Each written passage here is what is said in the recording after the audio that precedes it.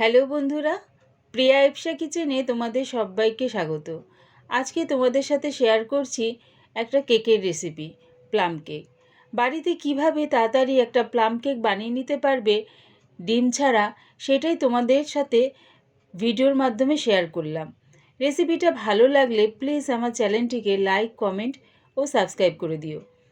Plum cake করার জন্য কী কী dry fruit নিয়েছি মোরব্বাগুলো দেখো ছোট ছোট টুকরো করে কেটে নিয়েছি টুটি ফুটি। কাজু বাদামগুলো দেখো অর্ধেক করে ভেঙে নিয়েছি। আমন্ডগুলোও আমি সরু সরু লম্বা করে টুকরো করে নিয়েছি। কিশমিশ নিয়েছি আর নিয়েছি চেরি ফলগুলো টুকরো করে কেটে নিয়েছি। তোমরা তোমাদের ইচ্ছা অনুযায়ী ড্রাই ফ্রুট ব্যবহার করতে পারো। দুটো কমলা লেবু রস করে নিয়েছি, তার মধ্যে সব ড্রাই ফ্রুটগুলো দিয়ে দিলাম। ড্রাই ফ্রুটগুলো দিয়ে 1 ঘন্টা থেকে 2 ঘন্টার মতন ভিজিয়ে রেখে দেবো। ড্রাই ফ্রুটগুলো যদি রসের মধ্যে ভিজিয়ে রাখা যায় তাহলে ড্রাই ফ্রুটগুলো খুব সুন্দরভাবে ফুলে উঠবে আর রসগুলো ফ্রুটের মধ্যে ঢুকে যাবে। তাই 1 ঘন্টা থেকে 2 ঘন্টার জন্য ভিজিয়ে রেখে দিও।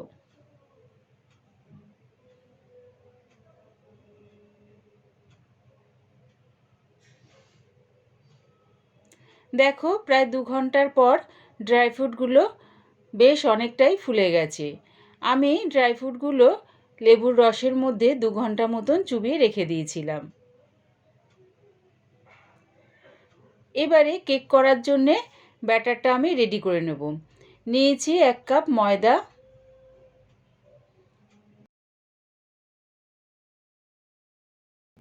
1 কাপ গুঁড়ো চিনিটা আমি মিক্সির জারে পেস্ট করে নিয়েছি। 2 চামচ কোকো পাউডার দিয়ে দিলাম, 1 চামচ বেকিং পাউডার, 1/2 চামচ বেকিং সোডা। এই সবগুলো আমি ছাঁকনি দিয়ে ভালো করে ছেঁকে নেব। ছাঁকনি দিয়ে ছেঁকে নিলে কি হবে, যদি ভেতরে কোনো দানা দানা থাকে তাহলে সেটা ছাঁকনিতে আটকে যাবে। তাই দেখো ছাঁকনি দিয়ে সবগুলো আমি ছেঁকে নিচ্ছি। ছাঁকা হয়ে গেছে, এবারে এগুলো সব ভালো করে মিশিয়ে নিলাম। শুকনো জিনিসগুলো সব ভালো করে মিশিয়ে নিয়েছি। এবার এর মধ্যে দিয়ে দিলাম 1/2 কাপ রিফাইন তেল। তেলটা দিয়ে আবারও সব কিছুর সাথে ভালো করে মিশিয়ে নিচ্ছি। তোমরা চাইলে তেলের বদলে এখানে বাটারও ব্যবহার করতে পারো।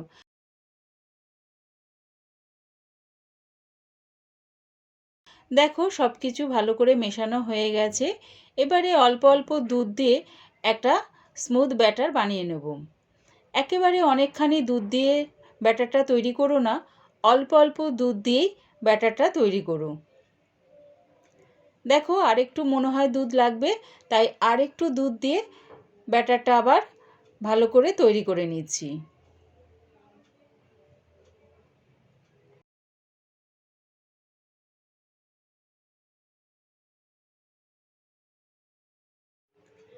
কেকের ব্যাটারটা আমার রেডি হয়ে গেছে।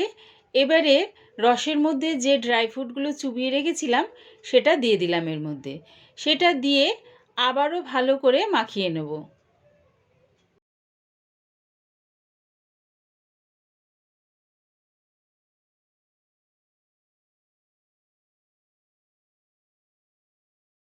দেখো সব কিছু ভালো করে মেশানো হয়ে গেছে।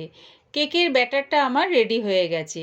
এবারে যে পাত্রে কেকটা বানাবো সেই বাটিটা আমি রেডি করে নিচ্ছি।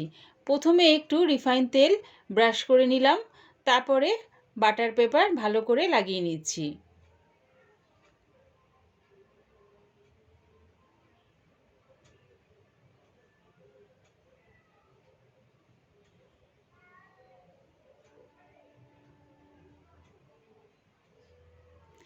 বাটার পেপার দিয়ে বাটিটা আমি রেডি করে নিলাম।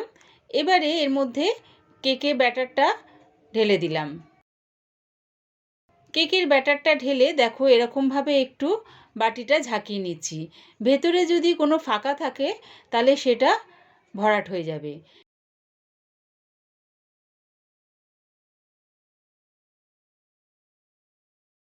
গ্যাসটা হাই ফ্লেমে করে একটা কড়া বসিয়ে দিয়েছি, তার মধ্যে ঝিক দিয়ে চাপা দিয়ে দিলাম।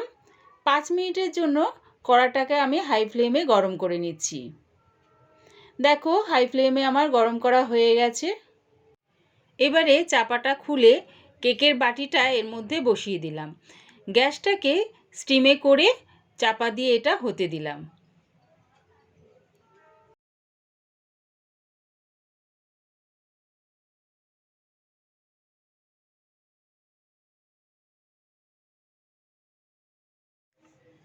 প্রায় 50 মিনিটের পর চাপাটা খুলে দেখে নিচ্ছি কেকটা হয়ে গেছে কিনা।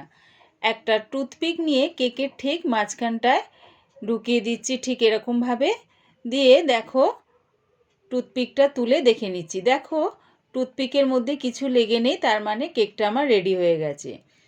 আধ ঘন্টার জন্য কেকটাকে ঠান্ডা করে নিয়েছিলাম। তারপরে বাটির ওপর একটা থালা বসিয়ে বাটিটাকে উল্টিয়ে থালার ওপর বসিয়ে দিলাম। বাটিটার ওপরে এরকম 2-3 বার বাড়ি মেরে বাটিটা আস্তে করে তুলে নিচ্ছি।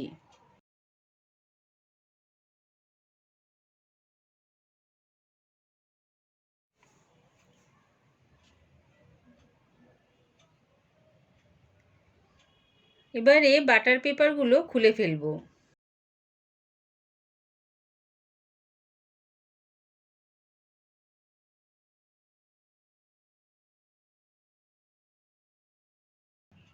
রেডি হয়ে গেছে প্লাম কেক।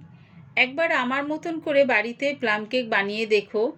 আশা করছি তোমরাও খুব সুন্দর করে একটা কেক বানিয়ে ফেলতে পারবে। দেখো কেকটা কত সুন্দর নরম হয়েছে। আর বাড়িতে বানিয়ে কেক যদি খাওয়ানো যায় সবাইকে, তাহলে তো খুব ভালোই হয়। আমার এই প্লাম কেকের রেসিপিটা পুরো দেখার জন্যে প্রিয়া ইপসা কিচেনের থেকে তোমাদের সবাইকে অনেক ভালোবাসা রইল। রেসিপিটা ভালো লাগলে প্লিজ আমার চ্যানেলটিকে সাবস্ক্রাইব করে দিও।